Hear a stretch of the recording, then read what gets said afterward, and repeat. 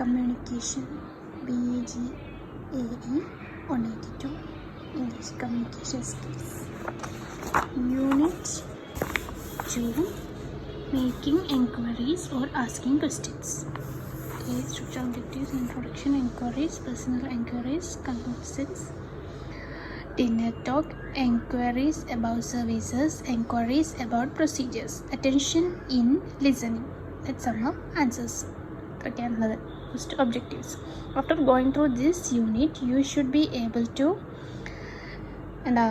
use politeness formulae while making enquiries or asking questions. Seek clarification if you find something difficult to understand, and thank the respondent for the information you received. First, introduction. Okay, all of us need to seek information from others to perform various functions in everyday life. To be successful in getting the information we require, it is necessary that we are clear and courteous in the way we ask questions. Curt and abrupt ways of asking questions may put off the person we are speaking to and not evoke the kind of response wish to get. Ways of expressing politeness differ from language to language. In English, modal verbs are used to introduce politeness in questions. Most often, people are misunderstood as being rude because they ask direct questions. In this unit, we will examine pieces of conversation which illustrate politeness in making enquiries. Enquiries. Okay, we make enquiries face to face or on telephone about pupil services, procedures, or events. We will discuss enquiries of different kinds of following sections. Personal enquiries. We might often have to inquire about people. We might not know who we wish to meet and would like to confirm whether we are talking to the right person. This piece of conversation between a visitor and an old man. The visitor knows that the person is Captain Hagbert because he meets him at his residence, but he wishes to confirm this. You must be Captain Hagbert. Yes, I am. You have been waiting for your son, I believe. My son Harry. He is coming home tomorrow. Instead of asking the direct question, are you Captain Hagbert? He coaches it is the form of conjecture. The next question gets a little more personal but is again not asked directly but in the form of a statement with the question tagged on in I believe. Contrast this with the direct questions in the informal conversation below between a husband and wife. What are you busy at, Lexman? I am trying to complete this jigsaw puzzle. Oh, you are always doing your puzzle. Why don't we go for a movie instead?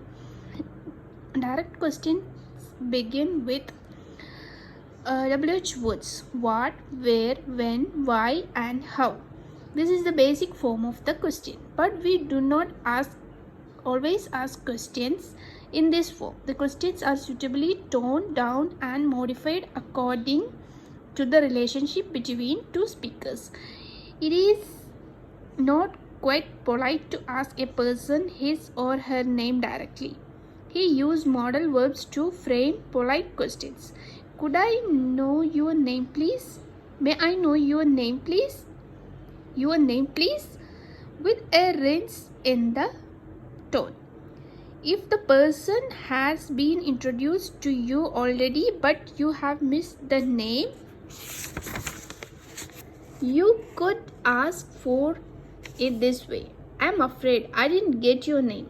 If you want to be sure where the person is working, you could say, did you say you are working in?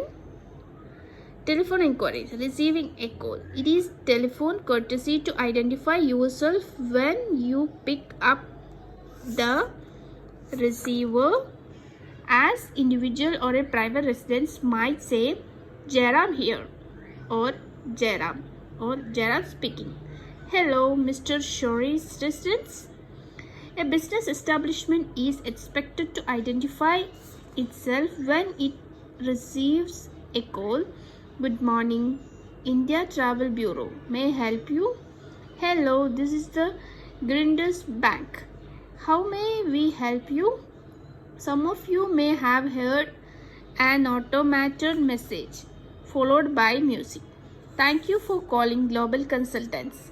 Our operator will be with you in a minute. Please wait. Thank you for calling Triumph Corporation. To proceed in English, dial I. The personal counterpart of such a message is the answering machine. The owner of the machine records a friendly message on this machine, which is the caller hears. Hi, I'm Geeta. Thank you for calling. I'm sorry, I'm not able to respond to you right now. But if you would like to leave a message, please do so after you hear a beep. Making a call.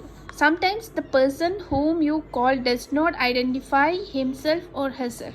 They may wish to preserve their privacy and want you to identify yourself first. If you are not sure you have the right number, you may say, hello, is this 27765434 please? May I talk to Mr. Madhukar? In any case, persons who make a call are expected to identify themselves and say who they wish to speak to and why. Hi Geeta, this is Prakash. I am here in Pune for a day and speaking to an answering machine. Hello, may I speak to Mr. Anil Shore please? I am calling from Jaipur. My name is Ravinder. Good morning, I am Madhukar. Could you let me know the fare too? Good afternoon, I am a regular customer of your bank and I have a problem with my statement. Good morning, I am calling from Friends Stationers. Could you please tell me? Identifying the caller. But if the caller does not identify himself or herself, some of the ways you might ask about the identify of a person are, may I know who am I speaking to? Who I am speaking to? Could you repeat your name please? May I know who is calling? Did you say you are speaking from Chennai? If the person the caller wishes to speak to is unavailable, you may say so politely and ask if the caller wishes to call back or to leave a message. I'm sorry, Mr. Jairam is out of town this week. Would you like me to give you his cell phone number? I'm sorry, Mr. Jairam is in a meeting right now. Would you like to call again after 1 p.m.? I'm sorry, Mr. Jairam cannot come to the phone right now. Would you like to leave a message for him?